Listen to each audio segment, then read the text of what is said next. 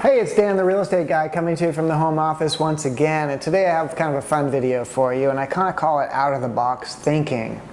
You know, the masses, I kind of live by this, the masses can never be right. Remember when everybody was getting a stock account in the .com era? I knew that couldn't be right. I mean, people called me who had never owned a stock before, never never thought about owning stocks before, would call me and tell me that they had now had a stock account and they bought this .com or whatever they did.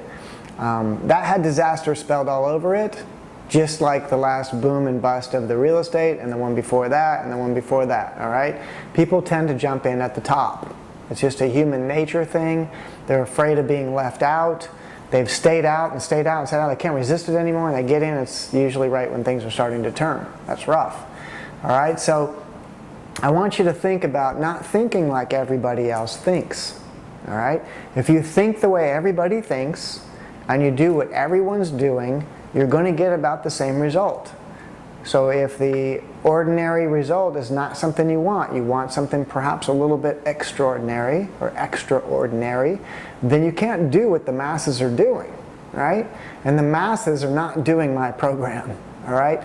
These tried and true techniques have been around a long time. I think when you hear me say them, I'm hoping that a lot of times you think, you know, that's pretty straightforward. It's pretty simple, you know? But most people don't think about it, you know? And if Dan can have 17 transactions going right now, why can't I have one or two? Do 4 deals a year and earn $100,000 while you're working your job. You know, this is my job, so to speak. You know, I do this every day.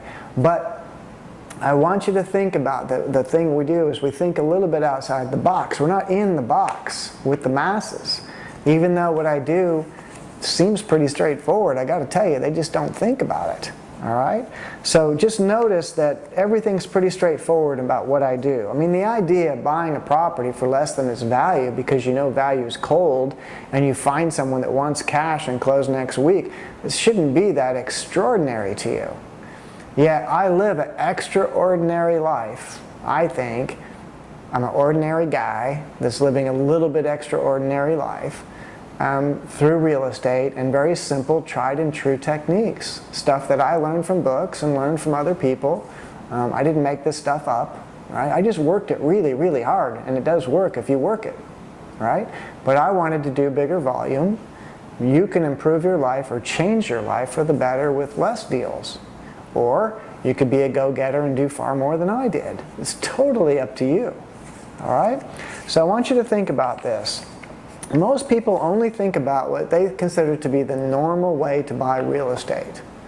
They go to a realtor, they look at properties that are listed in the retail market, they go to a lender, they get approved for a loan, they think they need to put money down, buy the property, get the loan, everything's regular like everybody does, all right?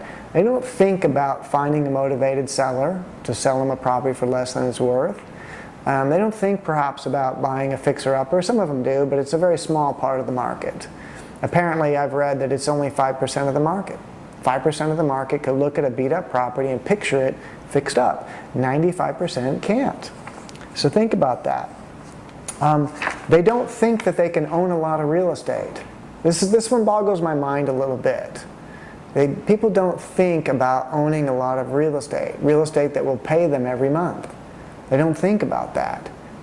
All right? But yet you're surrounded by real estate. Everywhere you go in your car, you're going to see buildings everywhere. Guess what? It's all owned by someone. Someone's getting paid rent, or a lender's getting paid on a loan and somebody owns that property. So I want you to keep your eyes open and understand that. Why don't, you know, in a country where you can own real property, why is it that you don't own a lot of it? I think you need to think about that just a little bit, because there's ways you can do that. Most people don't believe they can buy below retail, so therefore they cannot. Belief is very powerful. If you believe there is no market other than retail, then there isn't for you. If you know and understand that there is properties that can be purchased for less than retail value, I do it all the time. All right, 2 days ago, I paid $108,000 for a very exclusive, beautiful condo that I think I'm going to sell for about probably 169 to 174. All right, we'll shoot our first look video over there tomorrow. You'll get to see the inside with me for the first time. I haven't seen the inside. I had to use a technique that didn't allow me to see the inside. That's a little out of the box, don't you think?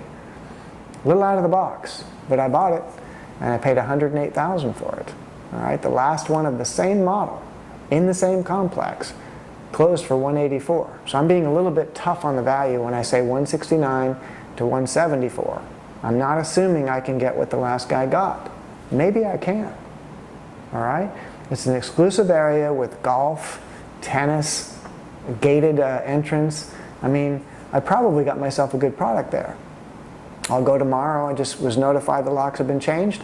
I'll go tomorrow and I'll shoot the first look video with you and you'll see it. That's out of the box. I want you to start thinking outside the box. All right?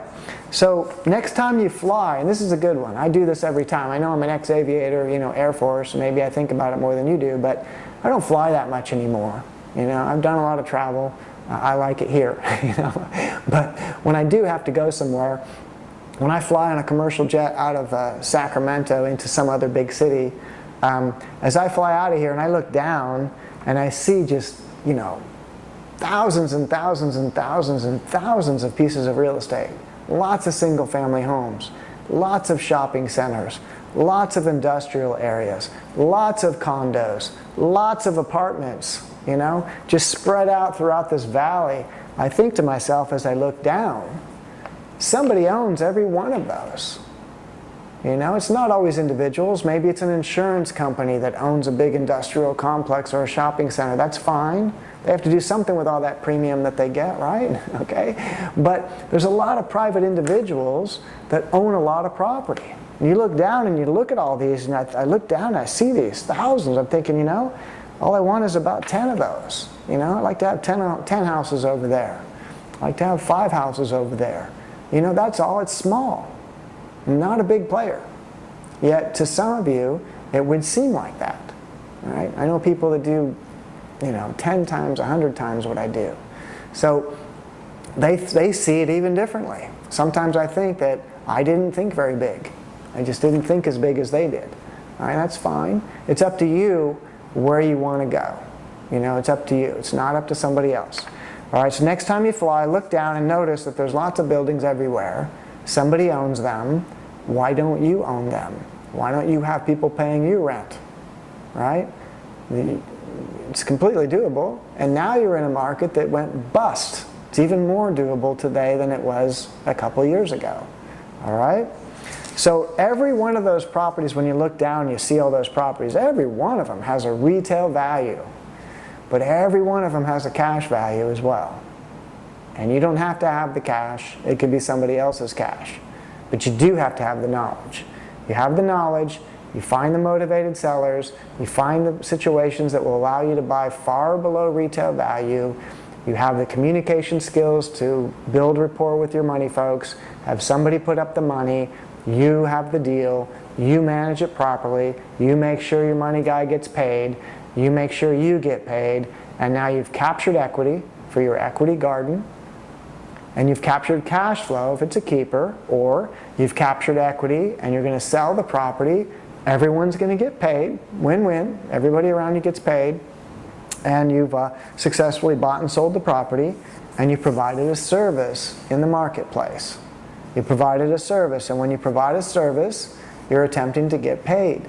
If you do it all right, you'll make a fair profit margin or a positive cash flow if it's a keeper. But you can do these things. You can do it all with knowledge.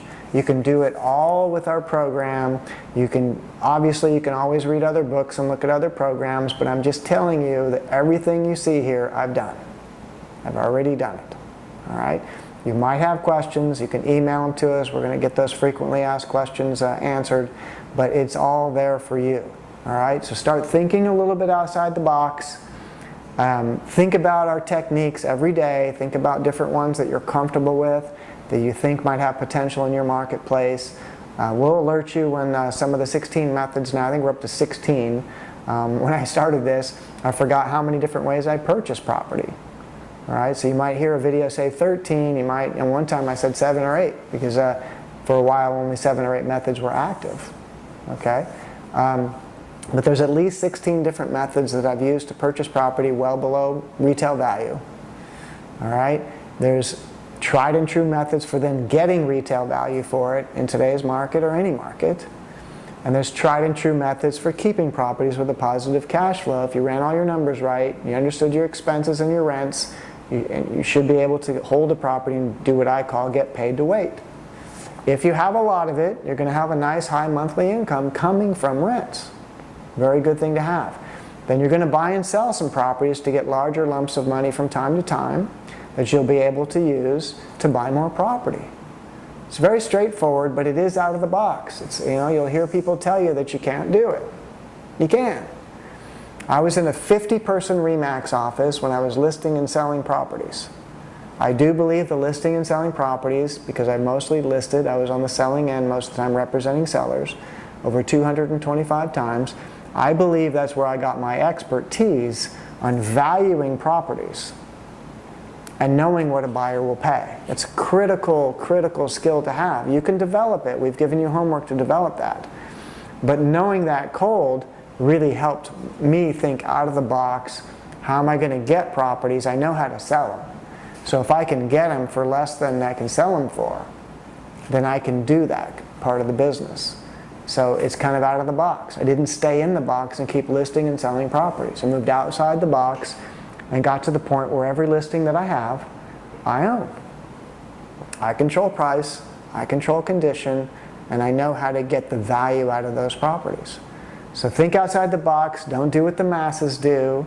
I was going to tell you also that 50-person office, when I left, and that was the hottest office in town, and I was the top producer, in the top 3 or 4 every single month, but one year I was the top in listing and sales. And yet when I left to pursue this part of the business full-time, all of them, I think everybody there thought I was crazy, all right? They were thinking inside the box. I left there, and things have been much better in this part of the business for me. I enjoy it far more, income's far higher, and I got that income from all those apartments and stuff. I wouldn't have gotten that if I would have just kept representing other people, other sellers, other buyers, right? But moving outside that box and representing myself and thinking about getting product and providing that to the market and getting paid to do so was a little bit outside the box. But you're going to be interrupted by great ideas from time to time. You're going to notice that they're outside the box, and they come because you're studying and you're planning and you have goals and you have dreams. If you've got all that, the out-of-the-box ideas are going to pop in your mind on a frequent basis.